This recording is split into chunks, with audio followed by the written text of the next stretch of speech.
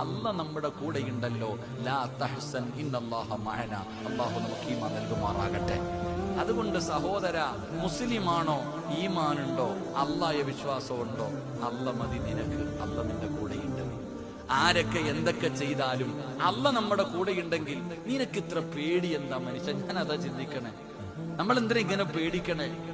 ജനിച്ചപ്പോ തന്നെ മയ്യത്ത് നിസ്കാരത്തിന് ബാങ്ക് വിളിക്കുവോ? മയ്യത്ത് നിസ്കാരത്തിന് ബാങ്ക് ഇഖാമത്തും വിളിക്കാറുണ്ടോ? ഇല്ല. നീ ജനിച്ചപ്പോ തന്നെ അത് വിളിച്ചു വെച്ചിരിക്കുകയാണ്. പള്ളിയിൽ പോയി നിസ്കരിക്കുമ്പോ 5 നേരം ബാങ്കും കൊടുക്കും, ഇഖാമത്തും കൊടുക്കും. പക്ഷെ മയ്യത്ത് നിസ്കാരത്തിന് മുമ്പ് ബാങ്കും വിളിക്കൂല, ഇഖാമത്തും കൊടുക്കൂല. അതുള്ളത് നീ ജനിച്ചപ്പോ തന്നെ. ഒരു ചെവിയിൽ ബാങ്ക്, അടുത്ത ചെവിയിൽ ഇഖാമത്ത്. കാരണം നീ മരിച്ചാ ഇത് വിളിക്കാൻ സമയമില്ല, കുളിപ്പിച്ചു കുഴിച്ചിട്ടോണം. ഇതാ നമ്മുടെ ജീവിതം.